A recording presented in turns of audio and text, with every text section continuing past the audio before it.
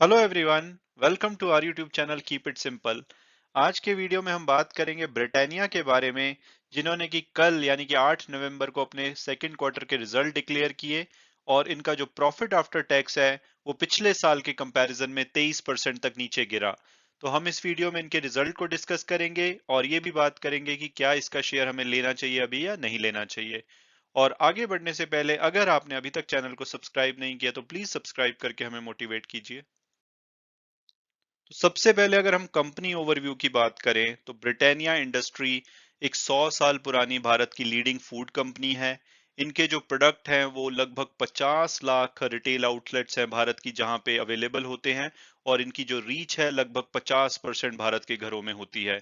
और इनकी जो प्रेजेंस भारत से बाहर की बात की जाए तो लगभग 60 कंट्रीज में इनकी प्रेजेंस है। और इनके जो फेमस प्रोडक्ट हैं बिस्किट्स, इसमें डेफिनेटली आपने कोई ना कोई कंज्यूम किया होगा, गुड डे, मारी गोल्ड वगैरह। ब्रेड्स के one of the largest manufacturer हैं। इसके अलावा डेयरी प्रोडक्ट्स आते हैं इनके केक्स, रस, क्रीम वेफर्स और क्रॉइसां। तो अब अगर बात की जाए इनके सेकंड क्वार्टर के फाइनेंशियल्स की, तो इनकी नेट सेल्स तो पिछले साल से 6% बढ़ी है, लेकिन जो इनका प्रॉफिट आफ्टर टैक्स है वो पिछले साल के मुकाबले 23% तक गिरा है और 384 करोड़ रुपए रहा है इस बार।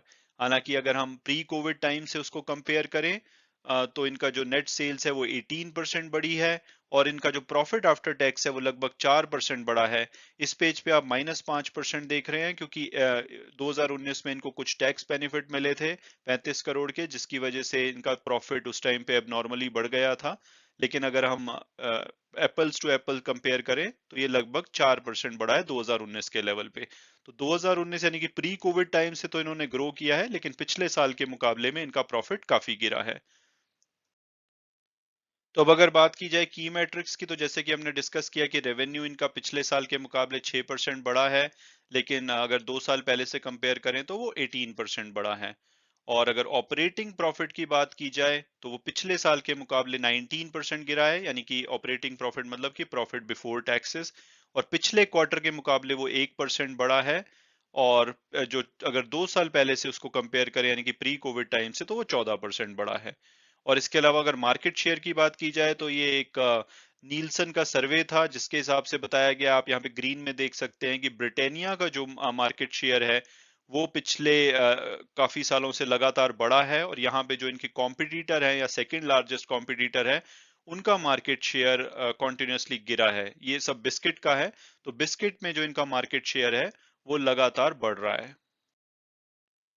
अब अगर बात की जाए कि भाई इनका रेवेन्यू तो बढ़ा लेकिन प्रॉफिट क्यों कम हुआ है, और प्रॉफिट कम होने का रीजन ये है कि जो ये रॉ मटेरियल यूज करते हैं उसके प्राइसेस बहुत ज्यादा बढ़े हैं।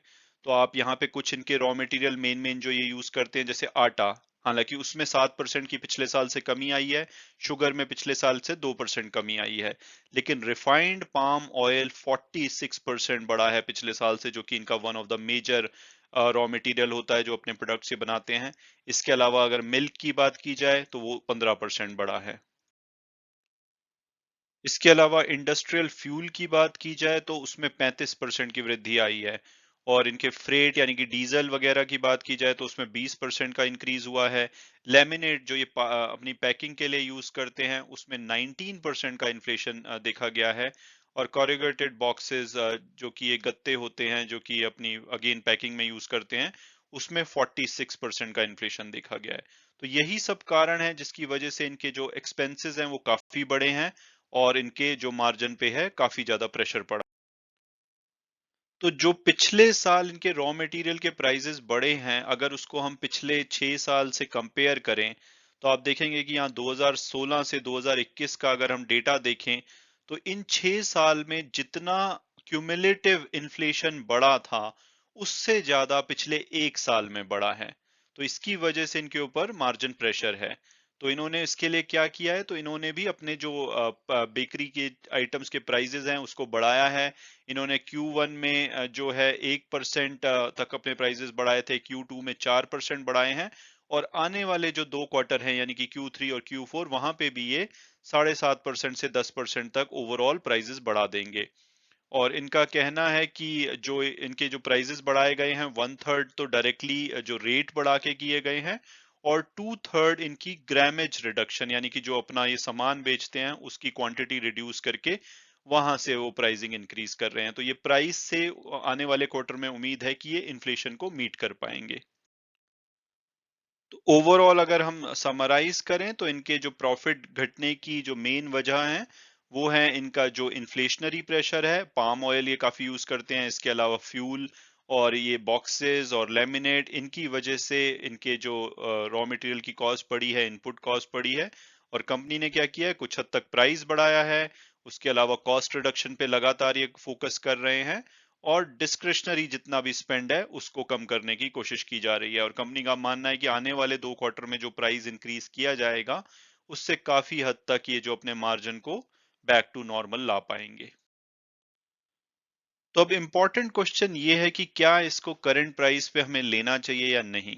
तो आज इसमें अच्छी खासी कमी आई रिजल्ट के बाद। तो एक बार के लिए तो ये लगभग 4% तक नीचे था, हालांकि बाद में रिकवर होके जब मैंने ये वीडियो रिकॉर्ड करना शुरू किया तो ये लगभग 2.5% गिर के 3621 के लेवल पे ट्रेड कर रहा था। तो सबसे पहले अगर हम इसकी पास्ट परफॉर्मेंस देखें तो 3 साल में इन्होंने 26% की रिटर्न दी है, पिछले एक साल में 2% की रिटर्न दी है। और उसके बाद भी अगर हम और पीरियड्स में भी देखें तो ये बिल्कुल भी नहीं चला है, काफी अंडर परफॉर्मिंग रहा है। और इस वीक में आज की गिरावट को मिला लिया जाए तो 1.68% ये गिरा है। तो इसने अपने जो इन्वेस्टर को है काफी डिसअपॉइंट किया है।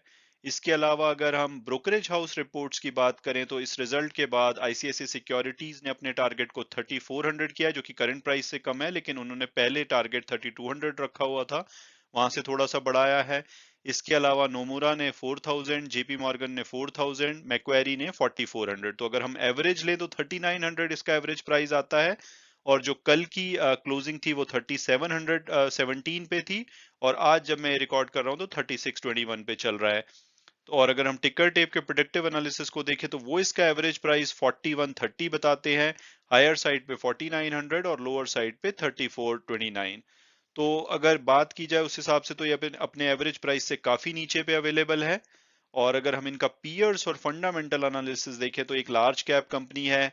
पीबी रेशो आप देखेंगे कि इस सेक्टर में जितनी भी कंपनीज है उनकी थोड़ी हाई है कंपैरेटिवली। हालांकि ब्रिटानिया की अगर नेस्ले से हम कंपेयर करें, हालांकि इनके प्रोडक्ट्स थोड़े से डिफरेंट होते हैं, तो इनकी पी उनसे ज्यादा अट्रैक्टिव है। हालांकि रिटर्न ऑन इक्विटी 52% वैसे अपने आप में बहुत अच्छी है, लेकिन नेस्ले के कंपैरिजन में कम है।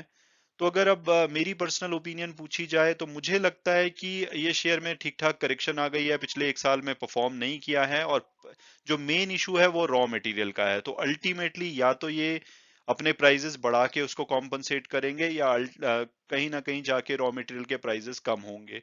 तो ये आने वाले क्वार्टर्स में आई एम श्योर कि अपने प्रॉफिटेबिलिटी पे वापस आएंगे। इनके प्रोडक्ट्स को पसंद किया जा रहा है, इनके मार्केट शेयर बढ़ रहे हैं। और ये कुछ ऐसे प्रोडक्ट्स जैसे कि ब्रेड इनकी काफी ज्यादा बिकती है, जो कि लोगों ने यूज करनी ही करनी है। इसके अलावा अगर कुछ जो स्पेसिफिक पीछे कोविड की वजह से प्रॉब्लम आई थी उसमें देखा जाए तो जो कोविड 19 के केसेस हैं वो पिछले साल जो बढ़े थे उसके बाद अब सेकेंड वेव में भी बढ़े थे, तो अब वापस उसमें कमी आ रही है। इसके अलावा जो बिजनेस रिजम्पशन इंडेक्स अगर देखें तो वहां पे भी जो वो गिरा था अप्रैल में सेकेंड वेव के टाइम पे और पिछले साल फर्स्ट वेव के टाइम पे, वापस वो अब बैक टू नॉर्मल आ रहा है। तो आने वाले टाइम में मुझे उम्मीद है कि इनके प्रॉफिटेबिलिटी नॉर्मल होगी और तब इसका शेयर भाग सकता है। तो अगर मेरी पर्सनल ओपिनियन पूछी जाए तो मुझे लगता है कि अगर इसमें करेक्शन आती है तो ये लिया जा सकता है। अगर 3400 के प्राइस के आसपास मिले तो बहुत ही अमेजिंग होगा, लेकिन करंट प्राइस पे भी इसको लगभग आप 10 से 30% की अपसाइड के लिए ले सकते हैं। हालांकि वीडियो क्लोज करने से पहले मैं हमेशा की तरह डिस्क्लेमर दूंगा कि ये जो भी व्यूज थे मेरे पर्सनल थे। अगर आप इसमें इन्वेस्ट करना चाहते हैं तो अपने फाइनेंशियल एडवाइजर से बात कीजिए, अपनी फर्दर रिसर्च कीजिए, उसके बाद अगर आप कंफर्टेबल फील करते हैं तभी आप इसमें इन्वेस्ट कीजिए। Thanks so much for watching the video and God bless you all.